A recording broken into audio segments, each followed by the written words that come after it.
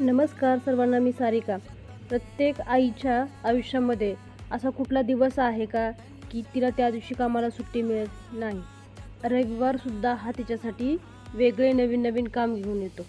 म्हणजे प्रत्येक दिवशी माझं दररोजचं रुटीन असतं आणि रविवारी जे घरातली राहिलेली कामं आहेत, म्हणजे जी पेंडिंगमध्ये ठेवलेली आहेत, ती कामं करावी लागतात. बाकीच्या सगळ्यांना सुट्टी असते, परंतु एका आईला सुट्टी नसते आणि सकाळी उठल्यापासून ते संध्याकाळी झोपेपर्यंत कामाची लगबग चालूच असते. घरातली जी काही राहिलेली कामं होती ती कामं कंप्लीट करून घेतली म्हणजे प्रत्येक रविवारचा हा दिवसच मला कामासाठी मिळतो. परंतु आहे ह्या दिवसामध्ये किंवा जे आपलं दररोजचं दैनंदिन जीवन चाललं आहे त्याच्यामध्ये आनंद कसा घ्यायचा हे जर आपण शिकलो तर आपण सगळंच जिंकलो.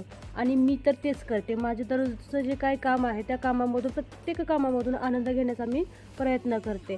म्हणजे त्या कामामध्ये रममाण होते. माझ्याच का वाट्याला आलं, मलाच का हे करावं लागतं, माझा याच्यासाठी जन्म झाला आहे का, अशा जर गोष्टी आपण सारखं त्या करत बसलो तर आपल्याला आहे हे काम आपलं होणार नाही. त्याच्यासाठी काय केलं पाहिजे, तर जे काही आपल्या वाट्याला आलं आहे आपण ते करण्यासाठी सक्षम आहोत म्हणूनच आपल्या वाट्याला आलेलं आहे किंवा आपल्याला एवढं काम लागतं आहे असा विचार करायचा. म्हणजे कुठलीही गोष्ट करत असताना त्याचा जर तुम्ही पॉझिटिव्हली विचार करत गेला तर ते तुमच्यासाठी सुखकर होतं.